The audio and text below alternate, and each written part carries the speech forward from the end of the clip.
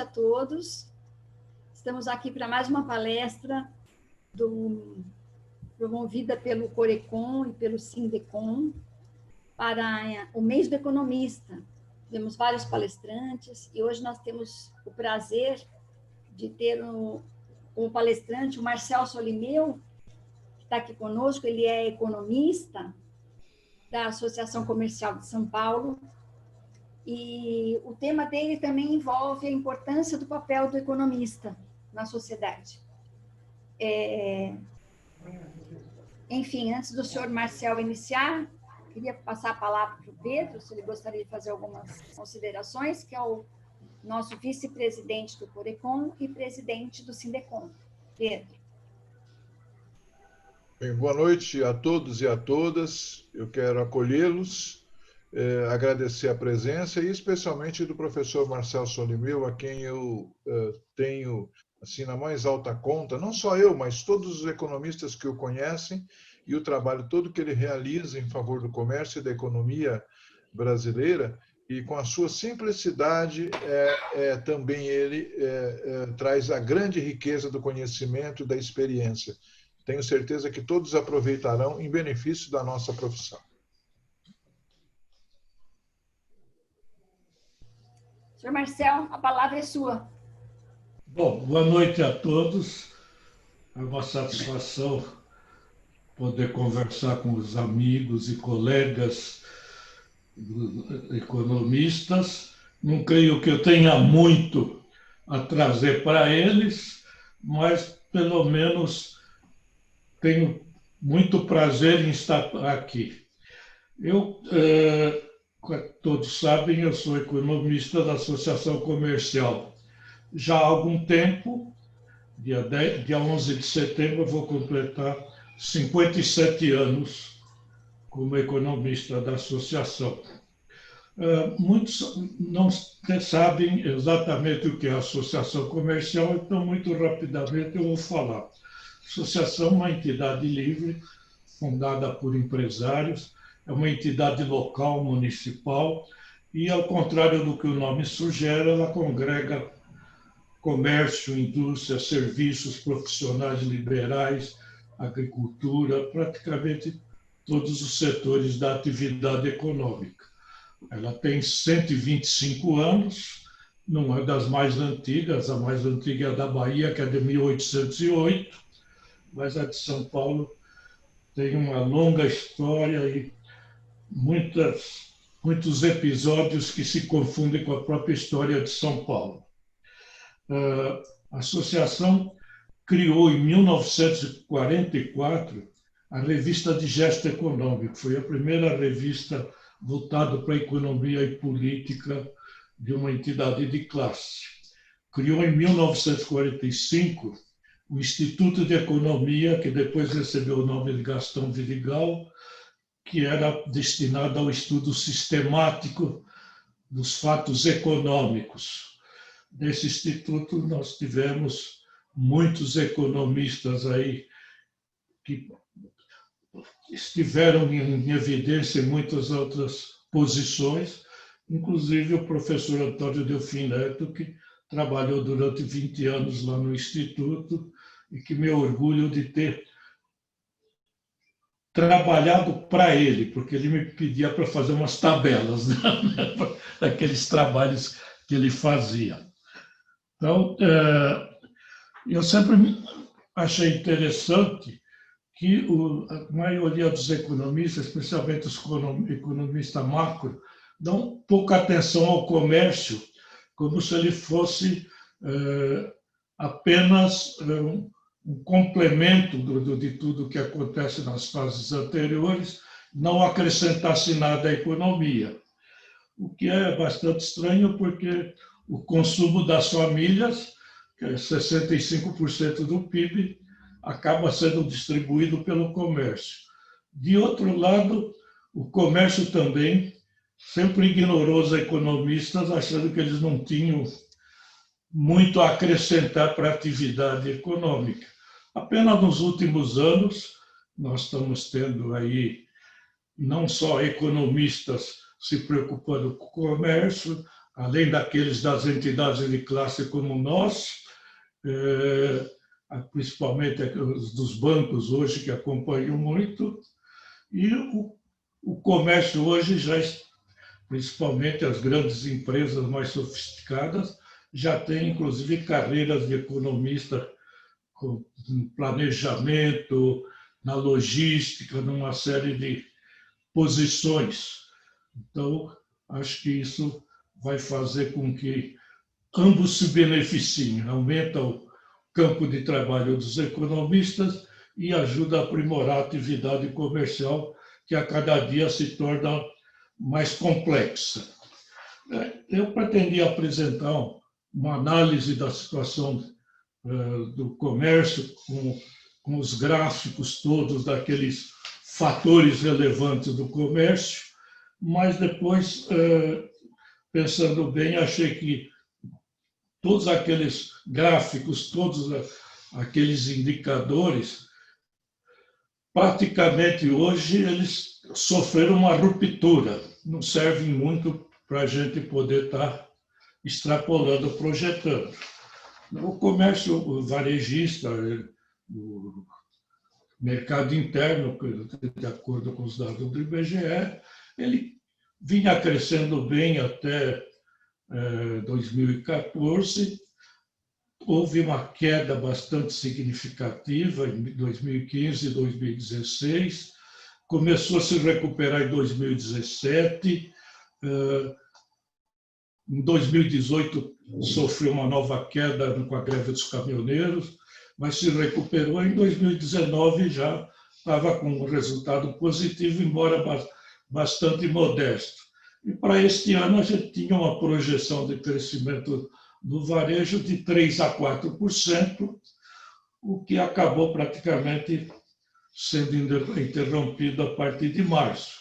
17 de março nós começamos em São Paulo o isolamento e o fechamento do comércio. Uma das consequências da pouca atenção dos economistas ao comércio, e que é muito interessante, é que sempre que vem um plano econômico, desaba em cima do comércio. E o pouco conhecimento que os economistas têm da atividade comercial acabam fazendo com que as medidas adotadas não correspondam às suas expectativas, inclusive por serem absolutamente realistas. E nós temos os principais indicadores. O crédito é um indicador importante, a massa salarial, outro indicador importante, e o crediário, que é um fator importante. A taxa de juros é extremamente relevante.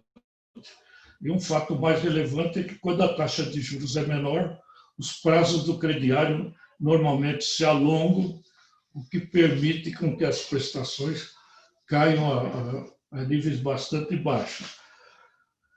E um indicador que é muito importante é a confiança do consumidor. A associação faz desde 2005, tem desde 2005, um índice de confiança do consumidor e que vinha caminhando aí acima de 100 até 2014. De lá para cá caiu e não recuperou o lado positivo. Até 100 é negativo, acima de 100 é positivo. Nestes últimos 3 meses, depois de cair até 67 pontos, ele deu uma recuperadinha para 79 pontos. Mas quando a gente examina o índice, olhando a composição dele, a gente verifica que o consumidor está mais otimista com os próximos 6 meses do que com a situação dele hoje. Então, é quase que mais um desejo do que uma realidade.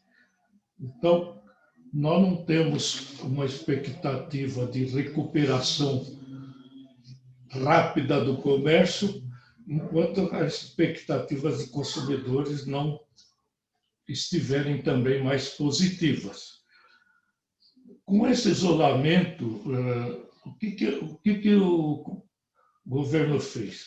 Ele proibiu a atividade do comércio, com exceção dos setores essenciais. Curiosamente, os setores essenciais representam praticamente 2/3 do total do varejo. Se nós considerarmos que supermercados é quase metade do peso do IBGE no varejo. Depois tem combustíveis, que é uns 10%. Depois tem farmácia, que é 7%, 8%. Então, esses setores já se mantiveram funcionando. Adicionado a isso, nós tivemos que muitas lojas desses setores vendiam praticamente de tudo. Os supermercados, a loja americana, que foi considerada aí essencial também, tudo isso vendendo tudo. Com mais o comércio eletrônico, comércio online, a parcela que ficou contingenciada foi uma parcela relativamente pequena do total do varejo. O comércio eletrônico, que representava em média 6% das vendas do comércio, a expectativa é chegar no final do ano com cerca de 10% desse total. Então, o resultado do comércio, com essa queda forte que houve, especialmente mês de abril, maio e até junho, em grande parte é pelo comércio fechado, mas em grande parte foi realmente por causa do comportamento do consumidor. O consumidor teve dois problemas. A questão da Covid, o medo de sair, tudo isso. O outro foi uma queda de renda muito forte. A partir de maio, o governo, com aquelas cotas que distribuiu, injetou um volume bastante expressivo de recursos nas camadas mais baixas da população. Mas a classe média, seja trabalhadores por conta própria, seja profissionais liberais, seja empregados com carteira assinada, seja segmentos como os da medicina, laboratórios, hospitais, escolas, tudo isso, todo esse pessoal perdeu renda, uma perda bastante significativa. Então, além dele ter menos necessidade, porque não está se locomovendo, e está cauteloso por causa da pandemia, o consumidor da classe média perdeu muita renda. As camadas mais baixas receberam essas cotas, provavelmente vão receber até o fim do ano, embora num volume menor.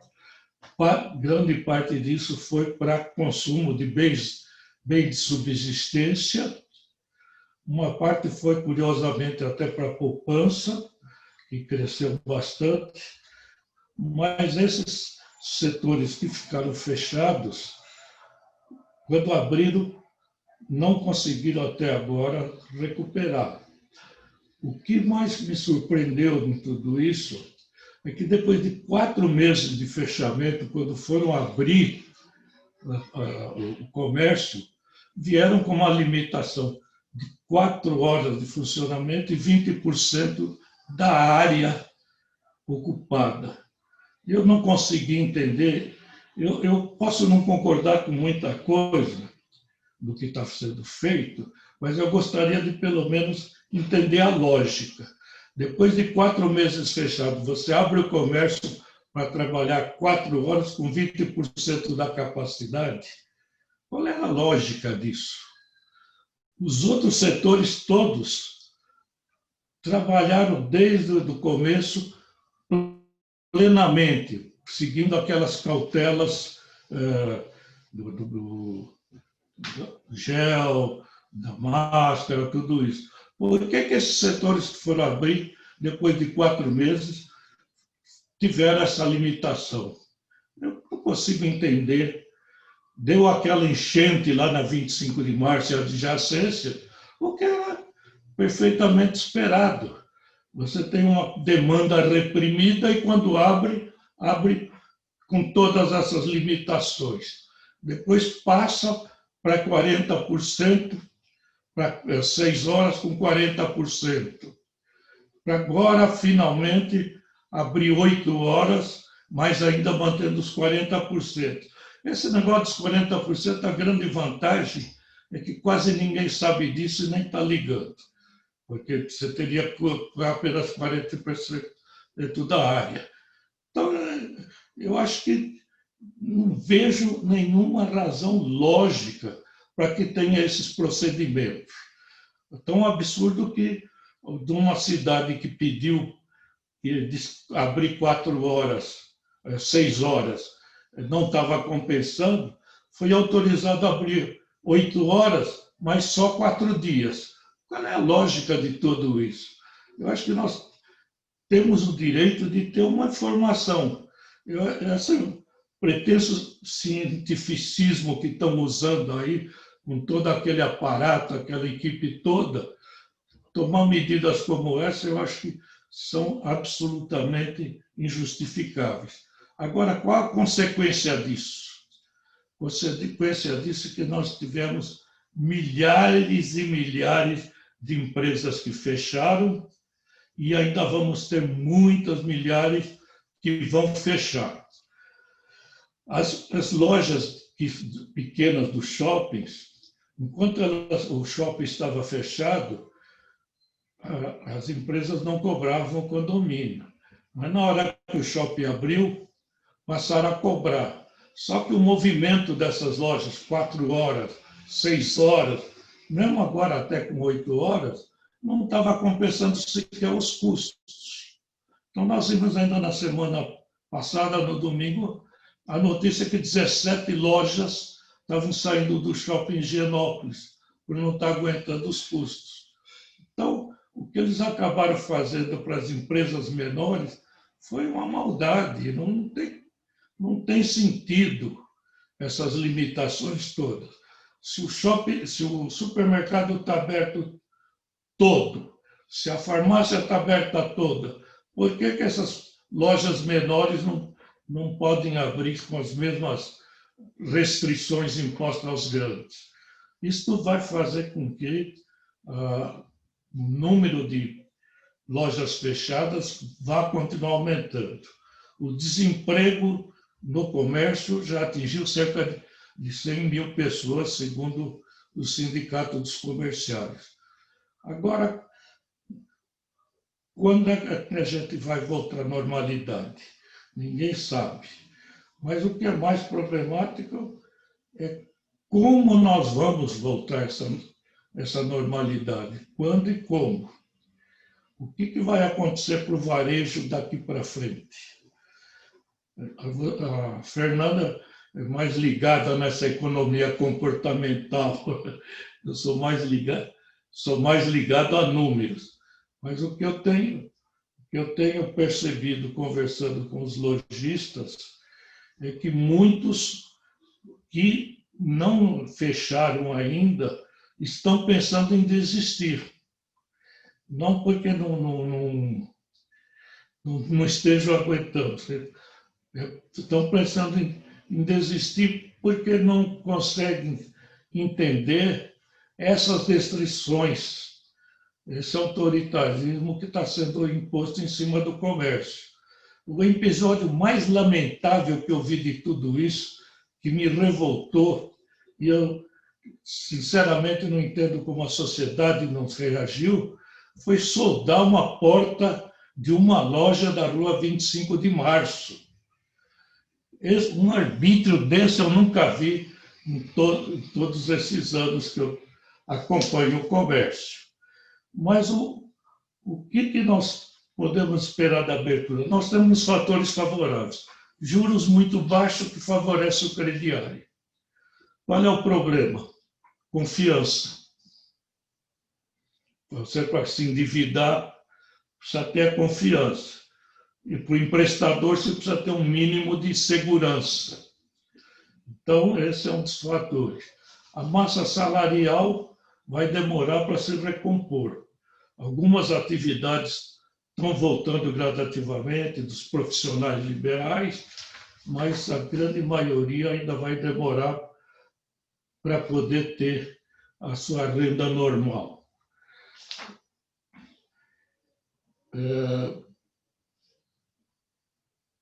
O juro, bom, o crédito para a pessoa física, a gente sabe que os bancos não estão emprestando e tem razão dentro da política deles. Eles têm limitações, tudo isso, e não adianta olhar o cadastro passado. Esse é o problema da ruptura. Você pode pegar o cadastro de uma empresa muito boa, você tem que olhar qual é a perspectiva dela daqui para frente, como ela vai poder se desenvolver. Então, para fazer previsões agora, nós estamos trabalhando com os cálculos aí de uma queda até o final do ano entre 5% e 6%, contando o comércio como um todo. Mas com diferentes comportamentos de setores. Nesse período, nós tivemos alguns setores que tiveram desempenho até bastante razoável. Setores móveis, equipamentos eletrônicos e todo esse material de informática.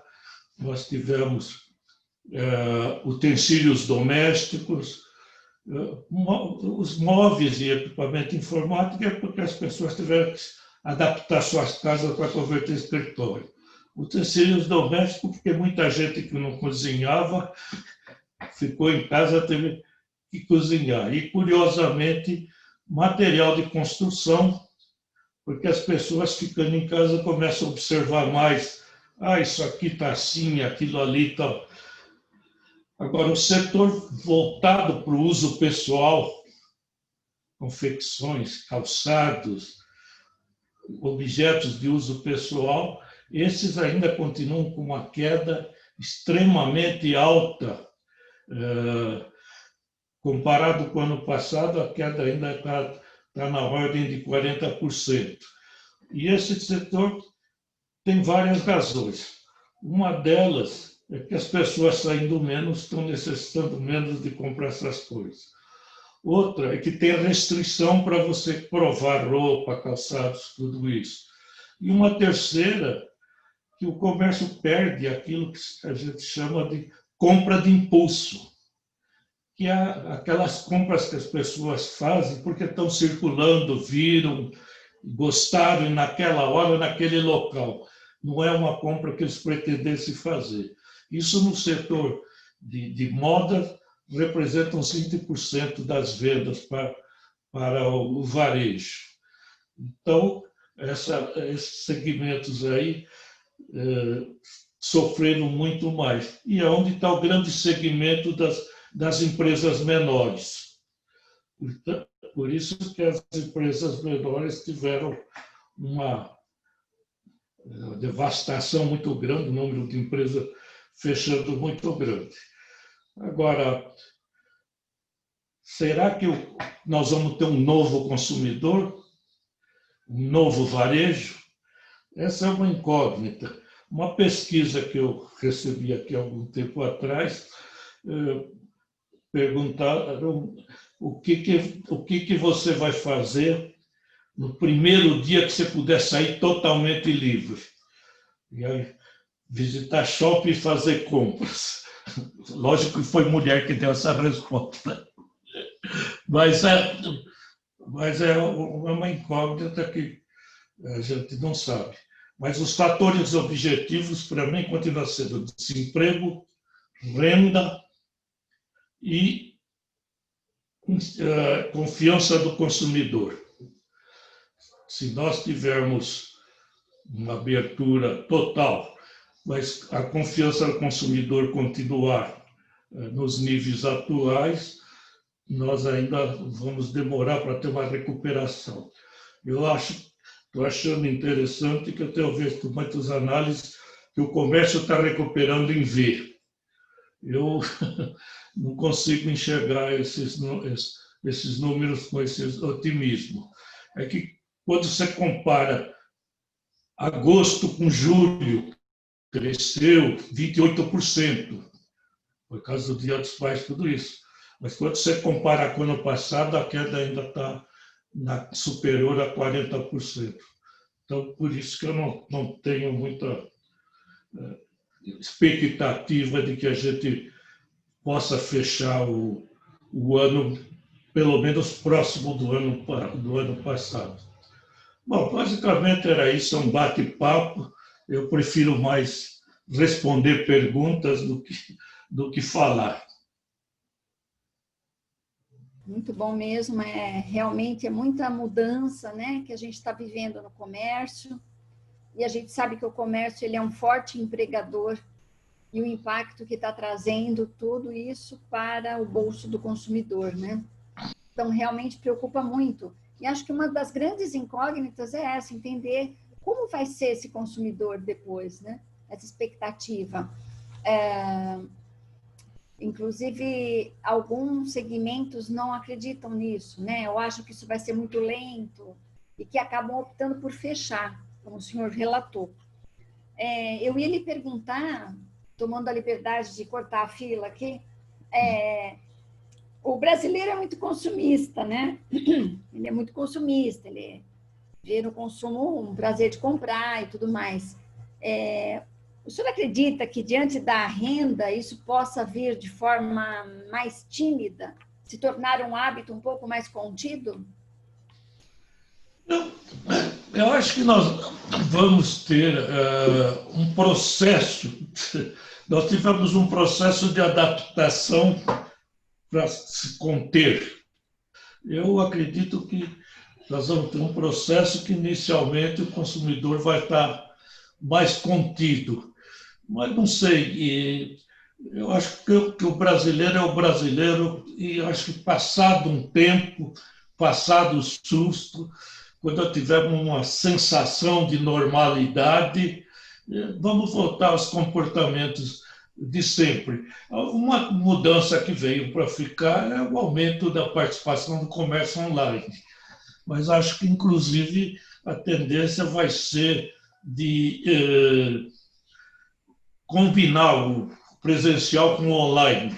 Ou você visita a loja e compra online, ou compra online e retira na loja. Eu acho que esse vai ser o caminho, mas o online deve continuar com essa participação expressiva, e é possível, inclusive, que até aumente um pouco. Mas nós estamos tendo muito agora plataformas, até lojas tradicionais, servindo de plataforma para outras lojas. Então, isso é uma mudança que deve ter vindo para ficar, mas acho que o brasileiro vai voltar a ser o brasileiro assim que ele puder. Perfeito.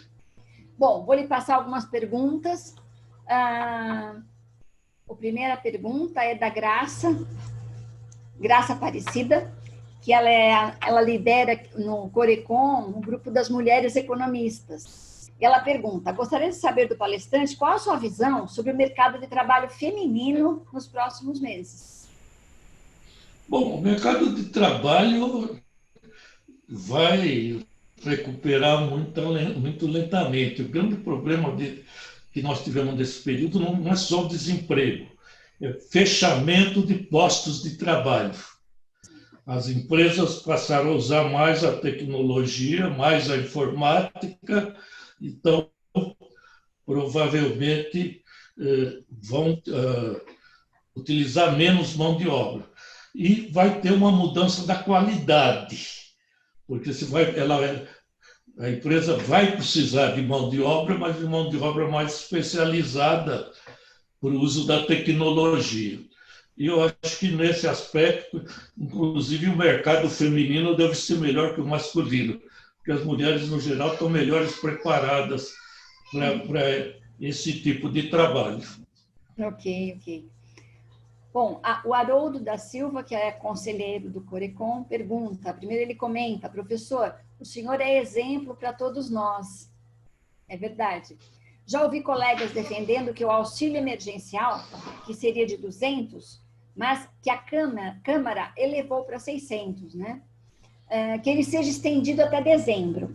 E aí ele pergunta, o senhor acha que é possível, do ponto de vista fiscal, na sua análise, esse benefício serviu aos princípios de sua origem? Ajudou o comércio? Ajudou bastante, principalmente para o comércio de alimentos, não?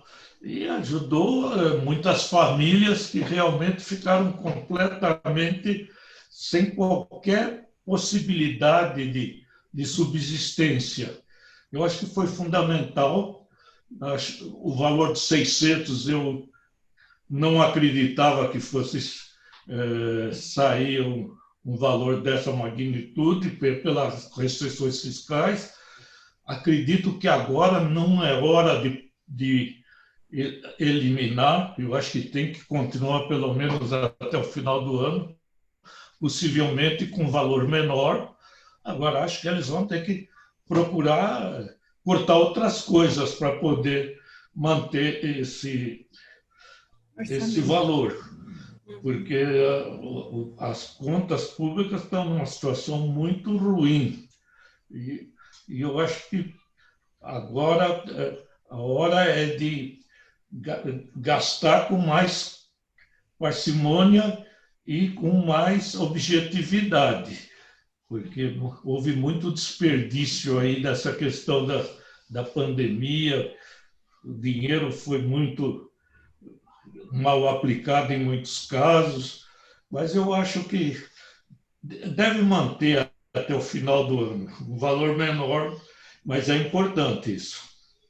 Okay. Professor Gilson Garófalo, primeiro ele faz um comentário, né?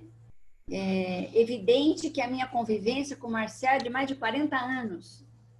Ele comenta, professor. E ele pergunta, qual a tendência esperada para o comércio, principalmente ao varejo, pós-pandemia? O senhor já comentou, mas se quiser acrescentar alguma coisa a respeito sobre tendência pós-pandemia. Eu acho que vamos ter um processo, não é que amanhã acabou a pandemia, a gente volta correndo para o que era antes. Eu acho que vai começar mais cauteloso, o consumidor vai continuar mais cauteloso, ele ainda vai precisar recompor a renda, mas eu acredito que volte a ter aquele consumismo, que é aquele movimento, com aquela diferença de que boa parte agora passa a ser online, e o combinado, então, com o físico e o online. Acho que essa vai ser a tendência. Já estava se observando antes, até da pandemia, muitas lojas que você comprava online e retirava na loja. Porque o grande gargalo do online é logística. Nós tivemos períodos aí de empresas dando prazos de entrega de 20 dias durante a pandemia, aí no auge da movimentação. A logística é muito complicada. E com essa combinação de online e presencial, muitos têm resolvido esse problema da logística dessa forma. A Graça pergunta sobre qual a porcentagem de compra pelo sexo feminino e qual tipo de produto, se existe essa análise dentre as pesquisas. Pode repetir, por favor, que quebrou um pouquinho. Ok. A Graça pergunta qual o percentual de compra do público feminino? Se ele é muito acima do percentual geral de compra. E quais produtos que são mais procurados, mais vendidos para o sexo feminino? Bom, eu não tenho estatística, mas pela experiência e acompanhamento, são os As artigos de mulheres. moda em geral, de uso Uhum. pessoal.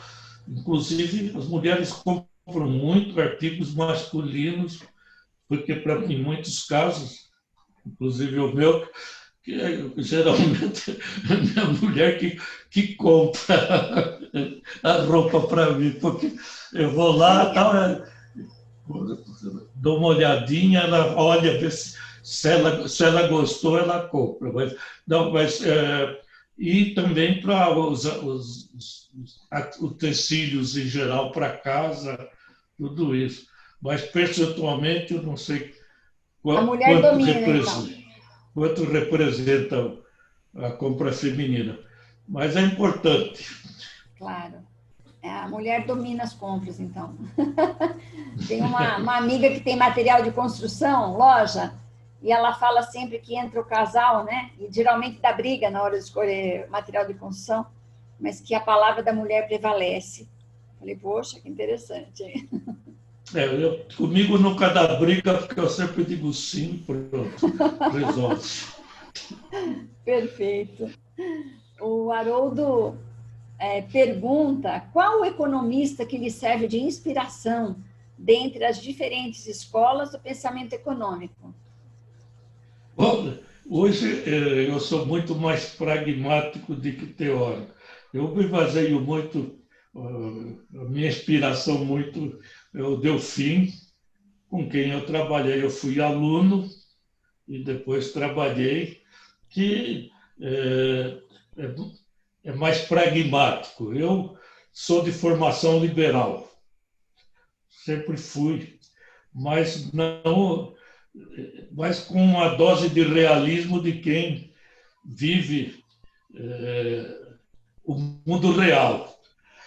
Para vocês terem uma ideia, nesses 57 anos, eu peguei 3 constituições, eu peguei 8 planos econômicos, 8 moedas, moratória da dívida externa, confisco de poupança, crise do petróleo, milagre econômico. Então, eu acho que nunca prevaleceu, nesse período, nenhuma escola teórica, nem liberal, nem intervencionismo. Nós sempre vivemos uma mistura de tudo isso, às vezes até de forma contraditória. Às vezes a prática nos leva para outros caminhos, né? Na prática, a teoria é outra, né? Pois é. Vicente nos coloca aqui que é um prazer ouvi-lo, ainda mais nesses tempos de pandemia, né? Ele gostaria de perguntar sobre a ação política da Associação Comercial de São Paulo e sobre as perspectivas para o emprego no setor. E parabeniza-o pela palestra. Ação política... Da Associação Comercial. Existe alguma ação que a Associação Comercial esteja fazendo no momento, desse momento de pandemia? Sim. A associação foi bastante atuante nesse momento. A associação tem uma história interessante. Quando ela é mais atuante, nós tivemos 2 presidentes presos exilados. Então, eu brinco sempre aqui com os meus presidentes, cuidado, né? Mas nós tivemos discutindo desde o começo, nós levamos ao governo um programa, um plano de abertura gradual desde abril, com todas aquelas cautelas para dar segurança, com proposta de diferenciação de horários diferentes das atividades econômicas, e ficamos desde abril em contato, insistindo e defendendo a abertura sempre com a cautela necessária. Mas, inclusive, nós assinamos aí o protocolo com a prefeitura em nome dos nossos associados, nós temos 15 sedes distritais. Então, nós temos uma presença muito grande nos bairros. Então, nós fomos os representantes junto à prefeitura para assinar esses protocolos todos. E estamos ainda insistindo aí já para passar para a fase verde e aumentar a liberdade, porque nós já renunciamos à liberdade durante muito tempo. Acho que agora estava na hora dos governos fazer as partes dele e não continuar com a solução que é sempre mais fácil. Fecha, reposterga, adia. Eu acho que nós precisamos começar a recuperar nossa liberdade. Com certeza. Senhor Marcel, o professor Gilson faz uma pergunta interessante, né? Porque ele comenta o seguinte: essa coisa da antecipação do 13º salário, nós sabemos que essa massa salarial ela é importante em dezembro, né? Porque o Natal é a principal data para o comércio. Então, ele pergunta até que ponto afetará as finanças dessa época do ano. Veja, o comércio depende da massa salarial, depende de crédito e taxa de juros, tudo isso. No comércio, toda antecipação acaba sendo um saque contra o futuro. A gente sentiu isso claramente no Black Friday, né? Das ofertas de Natal. Enfraqueceu bastante o movimento do Natal. Você antecipar o 13º significa que vai ter menos recursos no Natal. Com certeza. Aí o recurso que vai ter, se houver alguma melhora da desconfiança do consumidor e do cenário, o crediário pode ajudar muito, porque nós nunca tivemos taxa de juros do crediário tão baixa, né? Verdade. Não é os 2% da Selic, mas está na casa dos 40%. Já teve aí nas 400, né? Então, o que pode ajudar é o movimento do crédito, mas antecipação significa antecipação do gasto e, portanto, menos disponibilidade para o Natal. Eu vou até embalar numa outra pergunta sobre isso, porque nós sabemos que no comércio, quando vai chegando outubro, as lojas já vão, outubro, novembro, né? Elas já vão tratando da questão dos temporários, a contratação dos temporários, tal. Como o senhor acredita que seja essa tendência para esse ano? Eu acho que vai haver contratação temporária, mas acho que agora vai predominar muitas essas novas modalidades que foram permitidas, não? Você pode pegar por dia, você pode pegar por horários, porque eles vão procurar preencher os vazios, não? Você tem um aumento de movimento, você precisa realmente um reforço de pessoal, mas vai ser mais direcionado, a meu ver. Agora, com essas novas modalidades, facilita muito para o varejo. As alternativas são múltiplas. Uhum. A Graça coloca também, senhor Marcel, sobre a questão do teletrabalho. A gente sabe que o comércio tem outras características, né? Não é como a parte administrativa, que pode trabalhar em casa, tal. O comércio está lidando com o consumidor, né? Que está na loja. Mas até que ponto isso pode ser uma tendência também a ser mais utilizada pelo comércio? Eu acho que vai ser, mas menos que em outras atividades, provavelmente. Não? Você tem... Hoje você tem aí o telefone toca o dia inteiro aí oferecendo coisas, tudo isso. Acho que isso vai continuar, mas acho que não vai ser tanto como alguns setores de serviços e mesmo alguns departamentos de indústria. Mas o varejo, para o varejo online, é trabalho online também, né? O varejo online. Agora, o varejo presencial precisa realmente ter as presenças lá. Não tem jeito. Eu também tenho mais uma pergunta. Está entrando agora, Aldo Luiz Vilela de Carvalho. Professor, vemos uma evolução de novos tipos de pagamentos e novas tecnologias desse tipo, inclusive as moedas digitais. Há algum acompanhamento sobre o uso destas moedas e a queda do papel moeda impresso? Olha, nós vamos ter agora, outubro e novembro, duas novas modalidades de pagamento aí do Banco Central, o Pix e o Open Banking, que vão modificar bastante as formas de pagamento. Esse Pix, você não vai precisar mais fazer TED ou DOC, você passa direto da tua conta para outra conta do banco, tudo isso, que acho que vai acabar com o cartão de débito, vai perder muita expressão. O Open Banking também vai facilitar muito pagamentos. E temos aí já anunciado aí do WhatsApp, né, que está em suspenso por análise do Banco Central. Por enquanto, é muito modesto o uso da criptomoeda no Brasil. Tem algumas lojas que, inclusive, anunciam que recebe. Agora, isso pode ir se disseminando.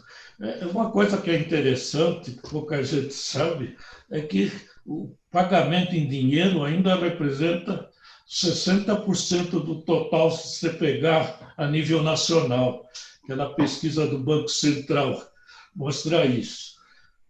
Então, o pagamento com o celular é uma das alternativas que vai crescer mais rapidamente, principalmente o WhatsApp, e deve vir outras modalidades. A tendência é que o pagamento em dinheiro vá diminuindo. Eu, por isso, não entendi essa questão da nota de 200, não. Mas eu já vi nota de 200, de 500 e de 1.000, né? Mas era cruzeiros, não? Mas eu acho que a tendência vai ser diminuir, vai ser cada vez mais por maquininha, porque agora também as maquininhas entraram já na outra fase de descontar o recebível, antecipar o recurso. Então, cada vez mais vai se utilizar essas modalidades. Agora, a criptomoeda, eu ainda não... Tirando uma ou duas lojas que eu vi anunciando que recebiam, não vejo que o comércio esteja já trabalhando com isso e preparado para trabalhar com isso. Até porque a gente não sabe ainda qual é a posição do Banco Central com relação a isso, né? Fica uns dizendo que isso não é moeda, é aplicação financeira, outro dizendo que é moeda. Agora o Google e outros lá lançaram aquela criptomoeda com lastro, o que já é uma modalidade diferente da criptomoeda. Eu acho que no horizonte de curto prazo eu não vejo isso ainda. Sr. Marcel, e os cheques? Como é que andam a aceitação de cheques no comércio? Isso ainda é habitual ou é mais raro? Como? Os cheques, a utilização de cheques, como é que anda? Por incrível que pareça, ainda tem. Né? Aliás, essa invenção brasileira do cheque pré-datado foi uma das inovações do comércio que ajudou muito a expandir as vendas.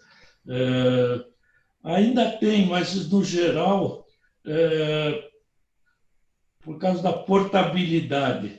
Você pega o pessoal da 25, aí eles vendem para o Brasil inteiro.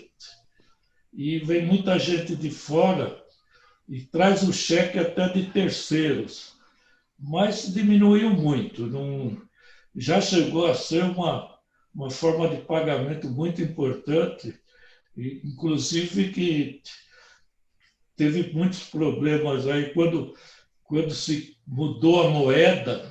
Cada vez que muda a moeda, quem tem cheque pré-datado passa apertado aí, né? Porque não aceitam o depósito daquele cheque. Mas hoje eu acho que o peso é pequeno. A Graça pergunta sobre a questão da dolarização. Existe isso, o impacto desse do dólar? Não. Nós nunca chegamos no ponto da Argentina, que passou por um processo de dolarização tremendo, até no varejo tudo isso. Nós no varejo normalmente não temos, tirando essas lojas de free shop, essas coisas, tá bem. Não temos aí essa dolarização na economia. Espero que não tenhamos. Sr. Marcel, foi um momento muito bom, muito descontraído e importante para a gente conhecer mais sobre essa questão do comércio. Eu vou passar para o Pedro e depois, na sua conclusão, eu gostaria muito que o senhor falasse assim, do papel do economista, como é que ele tem sido nas empresas comerciais. E foi um prazer estar com o senhor e com os demais. Muito obrigada. Pedro.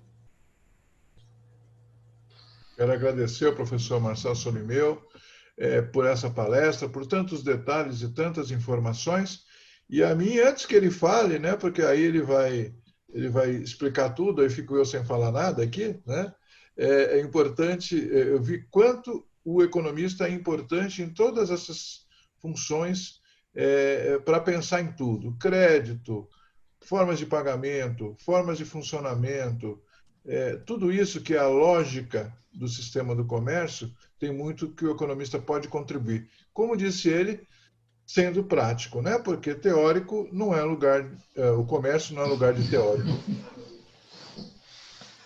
Bom, olha, foi um prazer. Desculpa eu não ter preparado uma palestra sistemática, mas eu preferi mais um bate-papo. Agora, o papel do economista no comércio, quanto mais se sofistica o comércio, mais ele vai precisar do profissional especializado. Então, nós já temos bastante áreas nas grandes empresas, tirando aquelas áreas de controller, que já havia um campo para o economista aí, mas nós temos na logística, nós temos nessa questão de pagamentos, inclusive, cada dia nós estamos tendo uma novidade nova aí do Banco Central. Está havendo uma revolução muito grande, e não é só a questão de entender como é que faz a mecânica, é questão de analisar qual é a melhor opção para a empresa. Então, eu acho que tem bastante campo para o economista, e acho que o comércio também precisa entender que o economista pode ser muito útil e ajudá-lo muito. Eu agradeço a atenção de vocês e espero vê-los pessoalmente brevemente. Okay. Bom, e por aqui então vamos fechando, agradecendo a todos pela participação e até uma próxima palestra. Muito obrigada, Sr. Marcel. Boa noite. Boa noite. Boa noite a todos. Boa noite, Fernanda. Boa noite, Marcel. Boa noite, os demais. Boa noite. Boa noite para todos. Boa noite. Bom frio. Gente, um abraço, viu? Abraço. Professor Vicente, saudações. Palestrinas. Palestrinas. Vicente, saudações corintianas, pode ser.